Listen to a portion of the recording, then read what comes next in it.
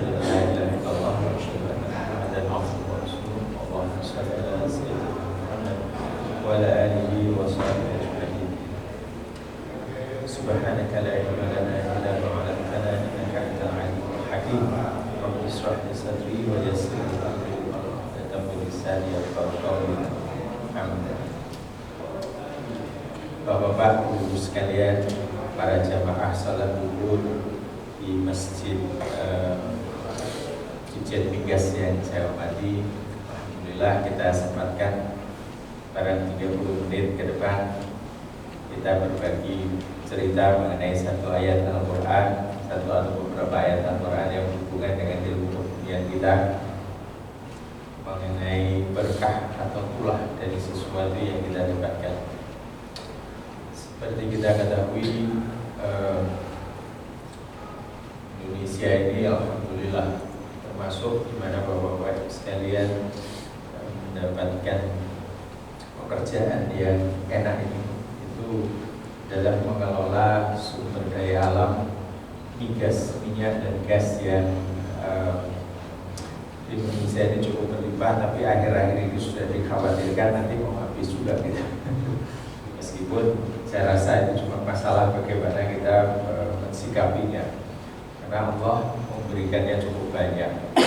Kalau minyak habis, gas masih banyak. Kalau gas habis juga masih banyak yang lain, insya Allah. Terutama Indonesia ini yang sangat istimewa. Dari dalam buminya kita mempunyai banyak sekali. Saya kebetulan background saya juga sama dengan bapak-bapak sekalian. Saya sebelum menjadi dosen di UIN dalam 5 tahun terakhir saya berkecimpung di dunia minyak dan gas juga. Jadi sedikit banyak saya tahu banyak beberapa basic di Indonesia. Ilmu saya geologi, geofisika, geoscience. Di UIN saya mengajar di Fakultas Teknik Pertambangan. Jadi UIN sekarang bukan cuma agama saja, tapi teknik pertambangan. Jadi selain yang sains, saya juga mengajar Islam dan pengetahuan Islam dan sains, mata kuliah wajib di UIN gitu.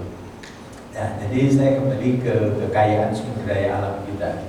Sumber daya kita itu bukan cuma minyak dan gas seperti yang Bapak ketahui, tetapi sudah tahulah semua sumber mineral logam apa aja yang ada di Indonesia ini di negara lain nggak ada. Terakhir nikel, saya kita tahu ternyata banyak sekali. Dulu timah kita nomor 1. Tembaga juga begitu, emas juga dari Aceh sampai Papua, setiap pulau ada emasnya dan lain sebagainya. Ya. Yang satu katanya terbesar di Papua, gitu. Ternyata ada lagi di Pulau Lombok, di Sumbawa ada emas, di ujung selatan Pulau Jawa juga ada emas, dan banyak lagi emas. Nah, tapi kok ya negeri yang dilimpahi dengan banyak karunia ini termasuk dalam posisi yang sangat strategis, yaitu di antara dua benua, ya, kita ini yang menghubungkan jembatan peradaban antara Asia Timur dengan dunia. Kalau tidak ada Indonesia dengan perairannya yang bebas dilalui, maka produk-produk Cina, Jepang, Korea dan lain sebagainya tidak akan juga bisa sampai ke dunia, gitu. Jadi tidak punya nilai ekonomis akhirnya. Jadi tempat kita ini pun juga selain buminya luar biasa, itu posisinya juga strategis. Seperti ini, seperti jalan Rasuna Said dan jalan Sudirman, segitiga emas. Indonesia itu di dunia itu adalah di segitiga emas dunia. Makanya banyak yang cawe-cawe. Maksud saya dari luar, Amerika ikut ribut, Cina ikut ribut, Jepang ikut begitu, dan Eropa juga semua ingin menanamkan pengaruhnya ke negeri kita yang super ini, yang luar biasa ini. Jadi itulah. Tapi kemudian pertanyaannya lah bagaimana sudah negara yang kaya raya ini dari segi buminya, kebumian kita ini justru tidak membawa banyak, kita belum menjadi, mudah-mudahan suatu saat akan belum menjadi negara yang mensejahterakan rakyatnya. GDP kita masih bawah sekali, ya. Human Development Index kita juga masih di level 120-an, rendah sekali, ya. Masih kalah sama negara-negara kecil tetangga. Nah, kenapa? Apakah ini karunia alam, rezeki ini kurang berkah? Jadi Islam itu menarik. Di dalam Al-Quran itu ada istilah rezeki yang dijamin. Ya, rezeki itu dijamin. Tetapi keberkahan juga dijamin. Gitu. Nah, di dalam ayat yang ingin saya bacakan ini ada surat Al-A'raf ayat 96. Itu yang istilah yang dipakai itu adalah berkah. A'udzu billahi minasyaitonir rajim. Walau anna ahlal qura amanu wa taqaw la fatahna 'alaihim barakati 'alaihim. Walau anna ahlal qura amanu wa taqaw la fatahna 'alaihim barakati minas sama'i wal ardh. Jadi barakah dari langit dan dari bumi. Air turun dari langit bisa jadi berkah, bisa juga tidak berkah. Ya toh? Kalau turun banyak sekali jadi banjir, nggak berkah. Atau turunnya langsung sekaligus banyak jadi badai, gitu. Tapi sebetulnya kita butuh air, kita minta supaya diturunkan, tapi tidak. Ketika bisa jadi berkah, bisa jadi tulah, bisa jadi tulah itu bencana. Nah, ayat ini juga menarik ya, disebutkan barakah dari langit dan dari bumi.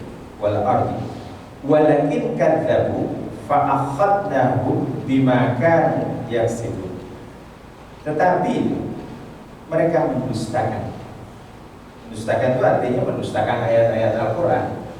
Kalau orang tidak mendustakan ayat-ayat Al-Quran, tidak beriman, tidak bertakwa, maka Allah akan memberikan apa? Maka kami menyiksa mereka disebabkan oleh apa yang selalu mereka kerjakan. Jadi keep doing things, the same thing yang tidak berkah, yang fasad tadi, yang korupsi, kemudian merusak alam, merusak sistem keuangan, sistem perpolitikan, sistem bernegara, sistem bermasyarakat dan sebagainya, tidak mengikuti sunatullah, maka Allah angkat itu keberkahan. Barang banyak tapi tidak berkah. Kita sudah lihat orang kaya misalnya, orang kaya tidak berkah, kayanya tidak bisa membuat kenikmatan, ya kan? Sering kita dengar, sering kita lihat bahkan kita makan bisa pesen apa saja, tetapi ketika sampai di restoran nggak bisa makan apa-apa. Ini nggak boleh, kata dokter nggak boleh, atau dia sendiri sudah sampai istrinya belum nggak boleh ya, sate nggak boleh, yang enak-enak nggak boleh. Karena apa? Rezekinya banyak tapi tidak bisa menikmati. Nah, sekarang juga seperti itu. Ketika kita punya sekali, kita tidak bisa menikmati. Kita punya posisi yang sangat strategis, tapi yang kapal semua seluruh dunia makanya ke Singapura, nggak ke kita. Kita punya minyak banyak sekali, ya. Banyak, saya bilang basin kita itu ada 82 basin sekitar, ya, sekitar 62 basin. Kita baru mengeksplorasi sekitar 15 basin, memproduksi dari segitu, ya. Itu pun sebetulnya masih banyak, tapi tidak bisa kita kerjakan. Ataupun yang sudah dihasilkan, kita tidak bisa.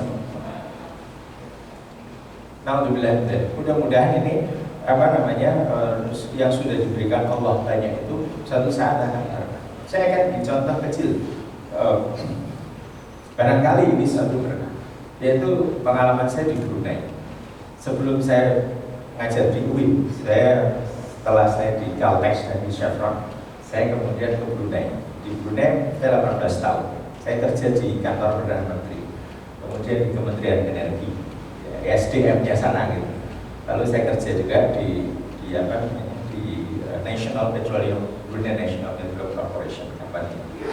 Jadi di sana saya lihat minyaknya itu sama Indonesia, banyakkan Indonesia banget. Produksinya nggak banyak. Pada waktu saya di sana itu menurun terus dari 200.000 barel turun sampai sekitar 130 waktu saya pulang. Nggak banyak. Itu di Riau, Durifil satu aja waktu itu sudah 200.000 barel per hari. 200.000 itu sudah sama negara Brunei. Tapi kenapa kita tahu Brunei itu income per kapitanya tinggi sekali, rakyatnya makmur. Makmur bukan berarti kaya ya, yang kaya sultan, tapi sultan mengelola itu dengan baik. Dan saya boleh bilang, saya kaget juga misalnya, satu kebiasaan kalau rapat di sana itu selalu kita mulai dengan baca Al-Fatihah. Terus kalau kita kan sibuk upacara ya, kalau di sana itu kalau ada acara-acara yang resmi, bukan upacara, acaranya itu tahlilan. Jadi lucu juga, kantornya istimewa, mewah begitu, tapi kita baca tahlil. Direkturnya di depan begitu baca tahlil. Berarti kalau kita mulai di Kementerian Energi itu setiap hari apa itu, kalau hari pagi sebelum mulai kantor jam 8 gitu, kita jam 7 masuk kan tadarus baca Quran gitu. Semua baca Quran. Kalau yang kumpul di kantor, di kamar conference roomnya menteri, kita baca Quran gitu. Gantian kita baca Quran. Dan menterinya juga pada pintar baca Quran gitu. Kalau Ramadan itu selalu ada dari pindah-pindah kementerian begitu. Dan nanti rupanya menteri juga dipilih baca Quran gitu. Saya pikir dia bisa baca Quran. Ternyata bacanya bagus juga. Menteri ini ganti-ganti gitu, baca Quran semua. Nah, itu satu kebiasaan. Sultannya pun juga menegakkan anti korupsinya luar biasa. Satu saat sebelum saya masuk ke kantor Departemen Energinya, masih di kantor Perdana Menteri, itu ada kepala unit perminyakan itu dicopot itu aja. Kita masih di kantor belum pulang. Itu sudah diumumkan di TV, teman di rumah coba lihat di TV nanti bosku diganti. Jadi apa? Karena Sultan melihat ada indikasi korupsi, copot orangnya. Nah, jadi itu begitu bersihnya. Nah, nanti kita lihat di dalam Al-Quran. Dalam Al-Quran itu kita sebagai penutup nanti itu bahwa korupsi itu sangat dilarang dalam Al-Quran.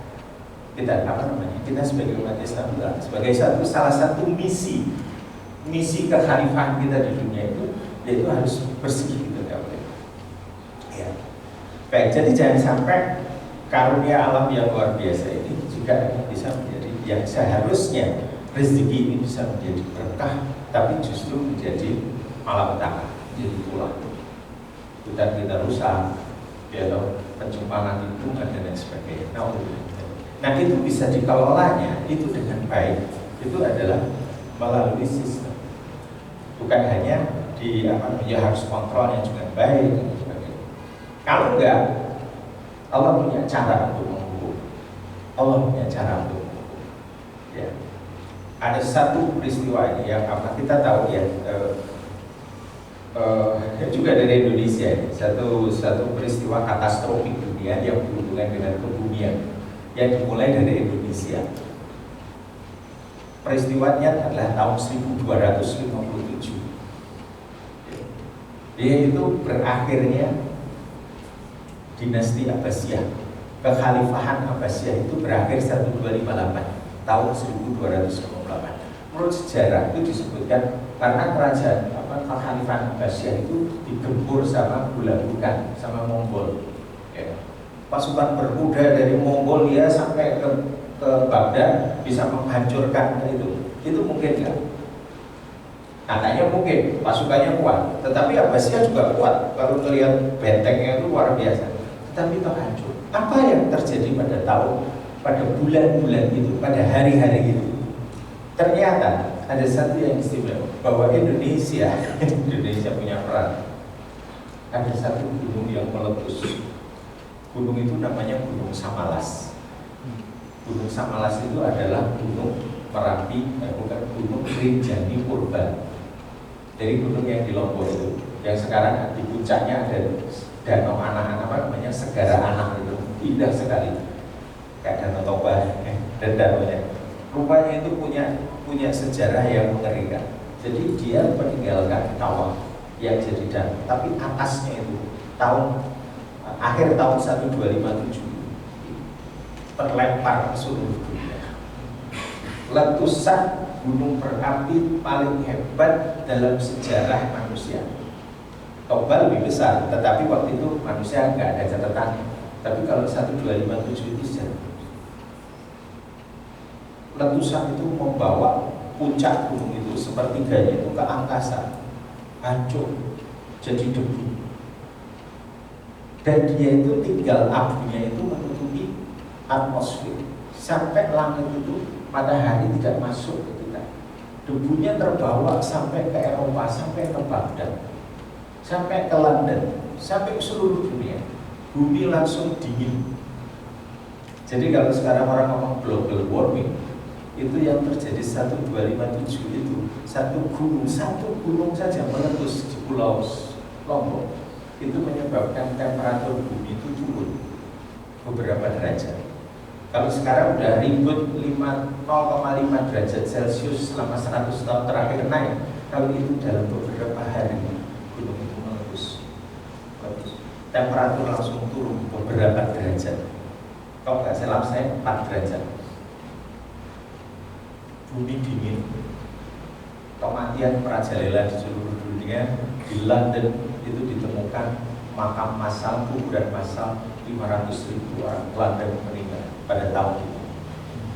Jadi Baghdad itu kemudian juga hujan abu, sungai Tigris sama Efrat itu gelap oleh coklat, oleh hitam, oleh abu, dan langit ini bau belerang yang disebut miasmatik. Jadi itulah yang terjadi kalau Allah punya kehendak. Ya, manusia itu yang bikin kerusakan sanksi di sana, tetapi Allah bisa membuat sekali kejadian dengan satu letusan gunung. Itu Gunung Rinjani seberapa besar kalau bisa kita bayangkan? Itu adalah berapa dia? 10 kalinya, 100 kalinya letusan Gunung Krakatau 1881. 100 kali. Kalau istilah geologi itu ada namanya Volcanic Eruption Index, VEI, ya, VEI itu 7, Krakatau itu 5. Ya kayak kalau gempa berapa gitu ya, magnitudo. Jadi luar biasa. Jadi ini kalau saya lihat bahwa maka kami menyiksa mereka disebabkan oleh apa yang mereka kerjakan. Barangkali pada